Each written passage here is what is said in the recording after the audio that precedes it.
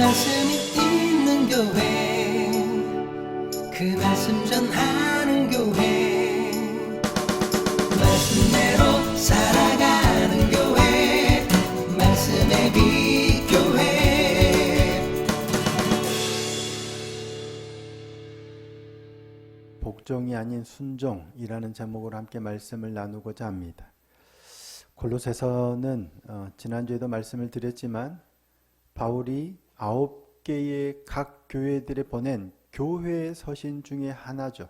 그리고 이 골로새서는 골로새 교회에 쓴 편지입니다. 그 교회 사정에 맞게 바울이 그리스도의 복음을 맞게 합당하게 더 자세하게 설파한 편지다라는 거죠. 그래서 머리말과 끝말을 제외한 본론이 크게 두 가지로 나뉜다고 했습니다. 1장 13절부터 2장 23절까지가 전반부로서 거짓 교사들로 인해서 이단 문제가 심각했거든요. 그래서 그리스도가 누구인지를 명확하게 알아야 한다는 거예요.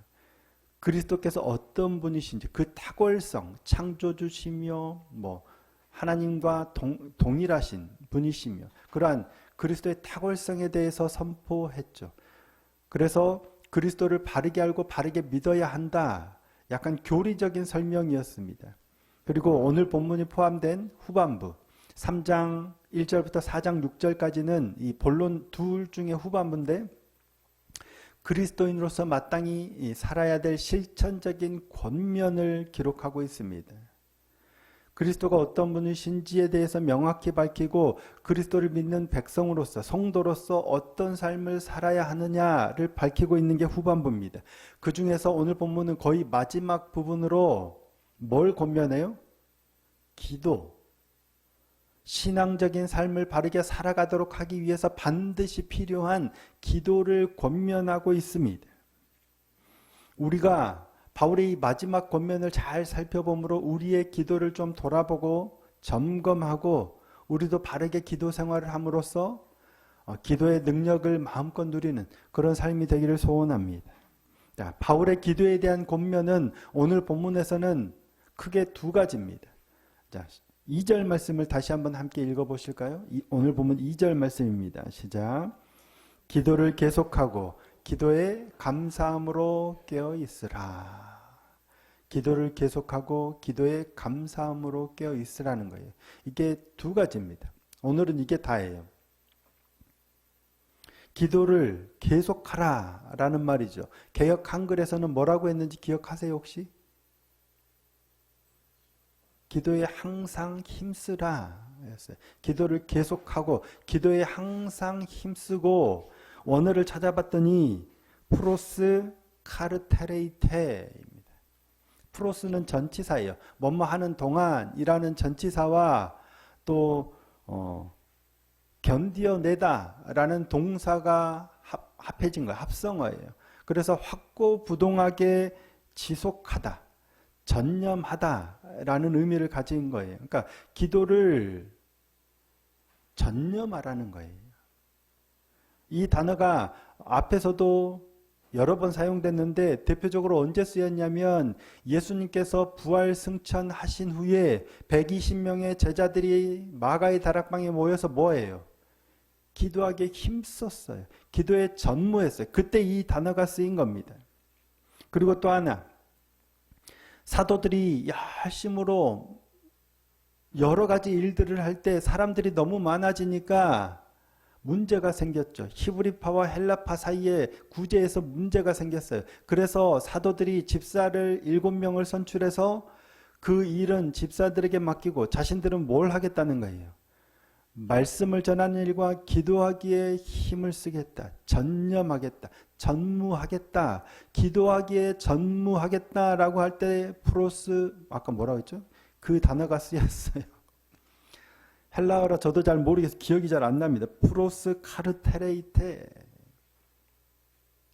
그러니까 그만큼 전무한다는 게 무슨 의미인 것 같아요? 이 단어는 모르겠지만 어떤 의미 같으세요? 기도에 힘쓰다, 기도를 계속하다, 기도에 항상 힘쓰다, 기도에 전무하다. 무슨 의미예요? 기도에 최선을 다해서 포기하지 않고 끝까지 기도하라는 겁니다.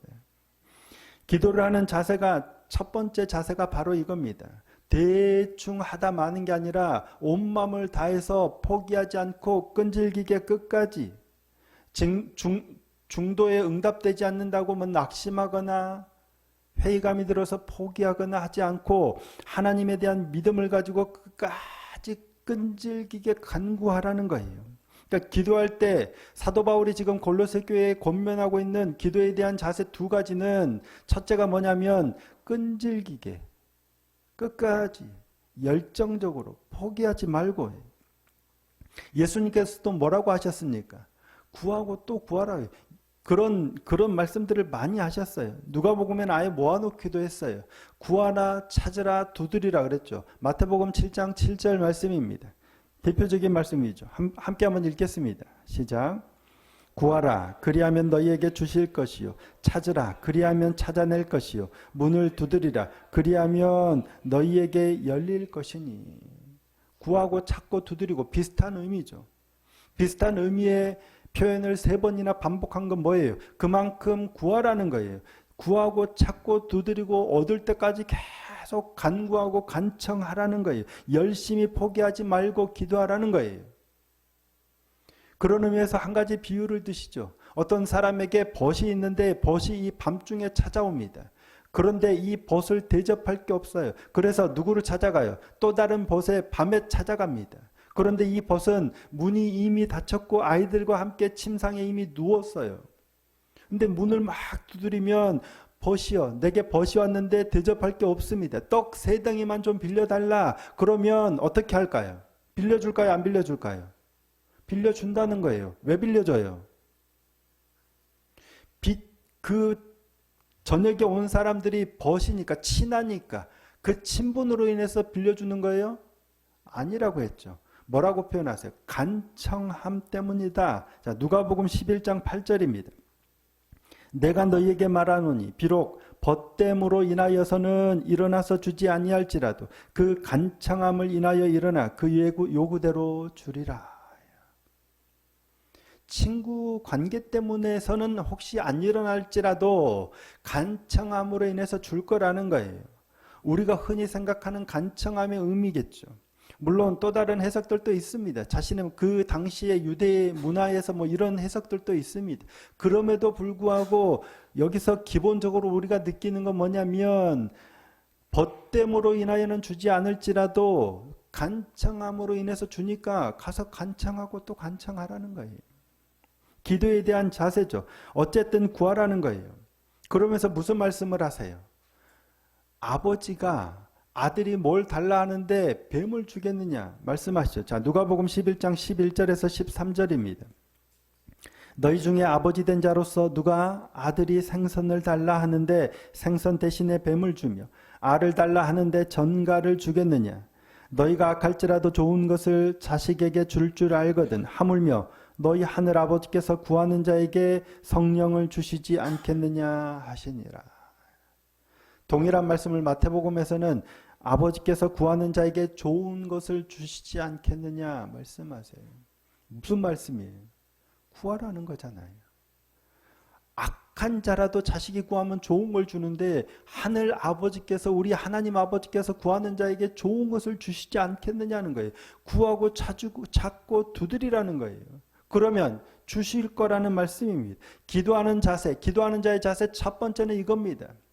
끈질기게 포기하지 말고 끝까지 열심히 간구하라는 거예요. 그런데 문제가 있죠. 분명 그리 해야 되는데 자신이 원하는 것은 끝까지 포기하지 않고 계속 때를 쓰듯이 하나님께 간구해야 할까예요. 분명 간구하고 간청하고 강청하라고 말씀하셨는데 그러면 하나님이 안 돼 라고 하시면 어떨까요? 어떻게 해야 돼요? 그만둬요 이제? 알겠습니다. 아버지의 뜻이라면 할까요? 해야 될까요? 안 할까요? 이게 문제예요. 그래서 하나님의 뜻을 알고 여기서 접을 것이냐, 아니면 그럼에도 불구하고 하나님께 또 간구할 것이냐, 이게 나의 고집이 되느냐, 아니면 하나님께 대한 간청과 간구가 되느냐. 너무 미세한 것 같아요. 정말 어려운 문제입니다.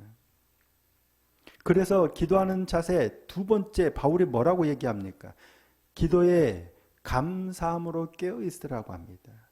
분명 내가 원하는 걸 포기하지 않고 끝까지 간구하고 강청하고 간청하고 또 구하고 구하지만, 그럼에도 불구하고 기도에 감사함으로 깨어 있어야 된다는 거예요. 감사함으로 깨어 있다는 게 뭐예요? 어느 때 감사할 수 있을까요? 내가 원하는 응답이 안 오는데 감사할 수 있을까요? 내가 원하는데 여전히 기도하는데 내가 원하는 대로 일이 안 되고 있어요. 그런데 감사할 수 있나요? 언제 감사할 수 있을까? 어떤 결과에 상관없이. 기도는 열심히 하지만 주어지는 결과와 상관없이 그분에 대한 신뢰가 있을 때 감사가 연결되어지는 겁니다. 이걸 놓치면 안 된다는 거예요. 우리는 기도할 권리도 있어요. 기도할 의무도 있어요. 하지만 그 기도의 응답의 방향은, 권한은 누구에게 있는 거예요? 하나님께 있다는 거예요. 포기하지 않고 계속 기도할 권리가 있지만 그에 대한 답을 주시는 권한은 오직 하나님께 있다는 사실을 기억할 때 감사할 수 있는 거예요. 우리 교회가 부흥하기를 간절히 구하고 또 구하지만 그게 우리의 의무이기도 하고 권리예요. 하나님, 성도들을 더 보내주세요. 우리가 더 신앙이 성장하고 성숙하게 해주세요. 구하지만 그에 대한 응답은 하나님께서 하시는 겁니다. 사람이 와도 감사, 안 와도 감사. 우리가 좀 믿음이 더 성숙해져도 감사. 여전히 부족해도 그럼에도 불구하고 감사. 언제? 하나님이 주인이심을 인정할 때 감사로 연결되는 겁니다. 그래서 첫째도 중요하지만 이 둘째가 훨씬 중요한 것 같습니다. 하나님이 말씀하시면 어떻게 반응하느냐의 문제예요. 하나님이 말씀하시면 무조건 수용해야 하는가? 기도 안 하고 그냥 딱 접어야 되는가? 아니면 그럼에도 불구하고 기도해야 하는가? 그리고 또 결과가 나왔을 때 어떻게 하는가? 이 기도에 대한 우리의 자세, 하나님의 말씀에 대한 우리의 자세인 것 같아요. 하나님이 말씀하시면 무조건 복종해야 할까요? 아니면 순종해야 할까요? 비슷한 의미인 것 같지만 전혀 다른 의미입니다. 복종은 네이버의 사전적인 의미는 이렇습니다. 남의 명령이나 의사를 그대로 따라서 좇음이에요. 그러니까 명령이나 의사, 뜻을 그대로 따라서 쫓는 거예요. 이게 복종이에요. 내가 원하는 것, 내가 생각하는 것 상관없어요. 명령이 주어지거나 어떤 결정이 내려지면 그대로 따르는 거예요. 근데 순종은 아니면 말할 수도 있어요. 이거 이렇지 않은데요. 이렇게 해주시면 어떨까요? 라고 하지만 그럼에도 불구하고 결국은 그의 뜻에 따르는 거. 이게 순종이에요. 결국 응답이 하나님께 있다. 그러니까 하나님이 원하시는 건 복종이 아니라 순종이에요. 하나님께서 말씀하신 거면 기도할 필요가 있는가 없는가예요. 복종을 원하신다면 하나님께서 말씀하시면 우리가 기도할 필요가 있어요, 없어요? 없어요. 하나님이 말씀하셨잖아요. 그냥 복종하면 되는 거예요. 근데 하나님이 원하시는 건 복종이 아니라 순종이에요. 하나님이 말씀하셨어도 혹여 내가 잘 안 받아들여지면 하나님께 뭔가를 간구할 수 있는 거예요. 이게 잘못된 게 아니란 얘기예요. 솔로몬의 아들 르호보암 때에 나라가 갈리죠. 남쪽은 르호보암, 그래서 남유다가 되고 북쪽은 그의 신하였던 여로보암이 10개 지파를 해서 북이스라엘로 나뉘어요. 근데 누가 주신 거예요? 하나님이 선지자 아이야를 통해서 이 나라를 나눠서 내가 너에게 주겠다라고 말씀하시고 여로보암에게 그 나라를 주신 거예요. 근데 여로보암이 하나님의 말씀대로 안 하니까 하나님이 그 아들을 치세요. 거의 죽기 직전이에요. 그러니까 여로보암이 자신이 왕이 될 것을 예언했던 하나님의 선지자 아이야에게 자기의 아내를 보냅니다. 이 아들이 어떻게 될까? 근데 자기라는 거 드러내지 말고 변장을 시켜서 보내요. 그래서 이 아들이 어떻게 될지를 물어봅니다. 자, 열왕기상 14장 3절입니다. 그대의 손에 떡 10개와 과자와 꿀 한 병을 가지고 그에게로 가라. 그가 그대에게 이 아이가 어떻게 될지를 알게 하리라. 아이야 선지자에게 보내면서 뭘 알아보라는 거예요. 내 아들이 어떻게 될지를 물어오라는 거예요. 살게 될지 아니면 여기서 죽게 될지를 알아오라는 거예요. 왜 이런 걸 물어봐요? 그냥 살려달라고 하면 되지. 그런데 아이야 선지자가 뭐라고 대답해요? 죽을 거래요. 자, 열왕기상 14장 12절입니다. 너는 일어나 내 집으로 가라. 내 발이 성읍에 들어갈 때 그 아이가 죽을지라. 아이가 어떻게 될지 궁금해서 가서 물어봤더니 이 아이가 죽는데요. 언제? 돌아가서 성읍에 들어갈 때 아이가 죽는데요. 누구 말이에요? 선지자의 말이에요? 하나님의 말씀이에요? 분명 선지자를 통해서 하신 하나님의 말씀이죠. 이 나라를 나눠서 다윗에게서 나눠서 너에게 주겠다라고 하셨던 것도 하나님의 말씀이었고, 네가 돌아갈 때 성읍에 네 발이 이를 때 그 아들이 죽을 것이라는 것도 선지자를 통한 하나님의 말씀이에요. 하나님께 말씀하셨어요. 하나님께서 말씀하셨어요. 그러면 어떻게 해야 될까요? 하나님의 말씀이군요. 그냥 돌아가면 되나요? 살려달라고 간구해야죠. 잘못했다고. 근데 여로보암의 아내는 어떻게 합니까? 열왕기상 14장 17절입니다. 여로보암의 아내가 일어나 디르사로 돌아가서 집 문지방에 이를 때 뭐예요? 그 아이가 죽은지라. 일어나 디르사로 돌아가서 집 문지방에 이를 때 그 아이가 죽은지라. 하나님이 말씀하신 대로 그대로 됐어요. 그러면 하나님이 말씀하셨으면 기 때문에 어쩔 수 없어서 그냥 돌아간 거고, 하나님이 말씀하신 대로. 여로보암의 아내가 잘한 건가요? 여로보암의 아내가 복종한 건가요? 하나님의 말씀에? 어쩔 수 없지. 나라도 잘한 것처럼 보이세요? 어떠세요? 아니잖아요. 하나님의 말씀이니 어쩔 수 없이 복종한 게 아닌 것 같아요. 바울은 골로새 교회처럼 기도의 자세에 대해서 가르치고 권면한 후에 뭘 기록하냐면 자신에 대해서 중보 기도해달라고 요청합니다. 그리스도의 비밀을 알게 하셔서 이 비밀을 더 내가 밝히 전할 수 있게 나를 위해서 기도해달라고 요청하죠. 그게 오늘 본문 3절 4절입니다. 자, 3절 4절 말씀입니다. 또한 우리를 위하여 기도하되 하나님이 전도할 문을 우리에게 열어주사 그리스도의 비밀을 말하게 하시기를 구하라. 내가 이 일 때문에 매임을 당하였노라. 그리하면 내가 마땅히 할 말로써 이 비밀을 나타내리라. 날 위해서 기도해 달라는 거예요. 그리스도의 비밀을 말하게 하시기를 너희가 날 위해서 기도해 줘. 그러면 내가 이 비밀을 밝히 말할 수 있을 거야. 제발 날 위해서 기도해 달라고 요청하는 거예요. 그리스도의 비밀을, 복음을 전하는 게 누구의 뜻일까요? 누구를 위한 일이에요? 하나님의 뜻이고 하나님을 위한 일이에요. 하나님의 나라를 위한 일이에요. 기도할 필요가 있어요, 없어요? 그런데도 자기도 기도할 뿐더러 골로새 교회에 날 위해서 기도해 달라는 거예요. 기도는 성도의 의무이며 권리입니다. 기도해야 합니다. 하나님께서 말씀하셨어도 기도해야 합니다. 그리고 기도할 수 있어요. 하나님께서 우리에게 요구하시는 건 복종이 아니라 순종이기 때문입니다. 하나님께서 말씀하시면 무조건 따르는 로봇과 같은 존재를 원하시는 게 아니에요. 하나님께서 원하시는 건 로봇과 같은 존재가 아니라 서로 사랑하는 관계를 원하시는 거예요. 사람을 지으셨을 때 무조건 내 말대로 따르는 절대 복종하는 존재를 지으신 게 아니라 사랑하는 관계를 지으신 거예요. 그래서 복종이 아닌 두려움으로 인해서 하나님 말씀에 절대 복종하는 존재가 아니라 내 말에 사랑함으로 따르는 순종하는 존재를 원하시는 겁니다. 그래서 하나님께서는 변개하지도 않으시며 신실하신 분이심에도 불구하고 그 말씀을 바꾸실 때가 여러 번 있습니다. 제가 여러 번 설교하기도 했지만요.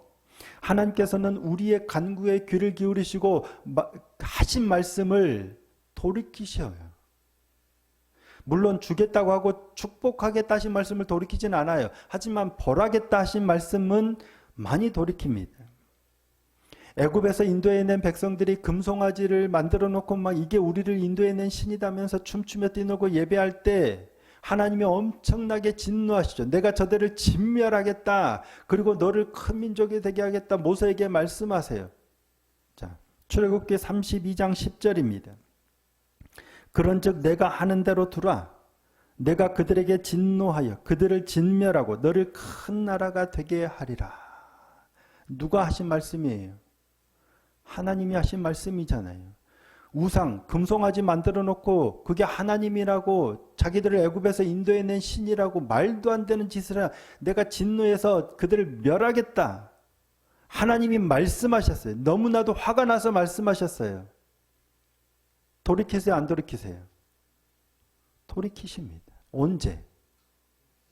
모세가 그 앞에 엎드려 간구할 때 간절히 기도하니까 하나님께서 뜻을 돌이키세요. 자, 출애굽기 32장 14절입니다. 여호와께서 어떻게 하세요? 뜻을 돌이키사 말씀하신 화를 그 백성에게 내리지 아니하시니라. 하나님이 분명하게 말씀하셨는데도 기도하니까 우리 기도를 들어주시네요. 여로보암이 화가 나셨어. 그 아들 죽을 거야. 말씀하셨지만 만약에 혹여라도 그가 엎드려서 간구했다면 결과는 몰라요. 돌이키셨을 수도 있고 안 돌이키셨을 수도 있어요. 그러면 우리가 해야 될 건 뭐예요? 간구해야죠. 돌이키시느냐 안 돌이키시느냐는 하나님의 권한이에요. 우리가 할 일은 간구하는 거예요. 히스기야 왕 어떻습니까? 이사야 선지자를 통해서 그가 병들어서 죽게 되니까 이사야 선지자를 보내서 뭐라고 말씀하세요? 네 집 정리해라. 네가 이제 죽게 될 거다라고 말씀을 전하게 하세요. 근데 히스기야가 하나님이 말씀하셨으니까 이제 내가 드디어 죽는구나 하지 않죠. 뭐합니까? 낯을 벽으로 향하고 통곡하면서 하나님께 기도해요. 하나님, 내가 하나님 앞에 어떻게 살아왔는지 아시잖아요. 막 울면서 기도하니까 하나님이 어떻게 하세요? 안 돼. 그래도 너는 이때까지야. 하지 않으시잖아요. 그 말을 전했던 이사야가 성읍 중간까지도 가기 전에 하나님이 다시 이사야한테 말씀하셔서 돌아가서 네 날에 내가 15년을 더하겠다 라고 하면서 증표까지 주시잖아요. 하나님께서 말씀하셨어도 간구해야 하는 거예요. 간구할 수 있어요. 이게 불순종이 아닙니다. 반역이 아니에요. 분명 하나님의 뜻이 주어져도 얼마든지 우리는 간구할 수 있어요. 간청해도 돼요. 그게 죄가 아니에요. 다만 감사함으로 깨어 있어야 해요. 그 자세는 뭐냐면 간구는 내가 얼마든지 하지만 결정은 우리의 주인이신 하나님께서 하신다는 거예요. 그 결정은 받아들여야 되는 거예요. 그러니까 하나님이 주인이시라는 거, 결정권자는 하나님이시라는 사실을 기억하고 있으면 되는 거예요. 대표적인 인물이 다윗이죠. 우리아의 아내 밧세바와 불륜을 저지르죠. 그리고 그래서 태어난 아들을 하나님께서 치시자 심히 앓습니다. 곧 죽어갑니다. 그러자 다윗이 어떻게 합니까? 그 전에 이미 하나님께서는 선지자 나단을 보내셔서 하나님께서 그 아들을 죽이실 거다라고 말씀하세요. 자, 사무엘하 12장 14절입니다. 이 일로 말미암아 여호와의 원수가 크게 비방할 거리를 얻게 하셨으니 당신이 낳은 아이가 반드시 죽으리이다. 누구 말이에요? 하나님의 말씀이세요. 하나님께서 너희가 범죄했기 때문에 이 아들을 반드시 죽을 거다라고 말씀까지 하세요. 다윗이 어떻게 해요? 어쩔 수 없지. 내 죄값이니까 하지 않잖아요. 금식하고 죄를 뒤집었었나? 금식하고 밤이 새도록 울며 기도해요. 그러기를 무려 1회 동안이에요. 1회 후에 이 아들이 죽습니다. 하나님이 반드시 죽으리라고 말씀하셨는데 왜 기도해요? 네. 기도해도 돼요, 안 돼요? 됩니다. 이 아들이 죽었어요. 그러자 신하들이 수근수근하죠. 이제 다윗이 아들이 죽었다는 걸 알고 신하들에게 물어보고 아들이 죽었구나 알고는 어떻게 합니까? 땅에서 일어나서 옷을 갈아입고 음식을 먹고 하나님의 전에 올라가서 제사를 드립니다. 자, 사무엘하 12장 20절입니다. 다윗이 땅에서 일어나 몸을 씻고 기름을 바르고 의복을 갈아입고 여호와의 전에 들어가서 경배하고 왕궁으로 돌아와 명령하여 음식을 그 앞에 차리게 하고 먹은지라. 아들이 살았을 때는 그렇게 울며 불며 금식하고 기도하더니 막상 죽었다는 소식 듣고는 멀쩡하게 몸 씻고 옷 갈아입고 음식 먹고 자기 일 하네. 기이하잖아요. 신하들이 물어봐요. 아니 살았을 때는 그렇게 막 하시더니 막 정작 죽었다는 소식을 듣고는 왜 그러십니까? 라고 묻자 뭐라고 합니까? 자, 사무엘하 12장 22절 23절 말씀입니다. 이르되 아이가 살았을 때 내가 금식하고 운 것은 혹시 여호와께서 나를 불쌍히 여기사 아이를 살려주실는지 누가 알까 생각함이거니와 지금은 죽었으니 내가 어찌 금식하랴. 내가 다시 돌아오게 할 수 있느냐. 나는 그에게로 가려니와 그는 내게로 돌아오지 아니하리라 하니라. 아직 결과가 나오기 전에는 하나님이 분명하게 말씀하셨지만 혹시 하나님이 불쌍하게 여기셔서 살려주실지 모르니까 간구하는 거예요. 하지만 하나님이 결과를 응답을 하시면 그 권한은 하나님께 있으니 내가 어찌 금식하겠느냐.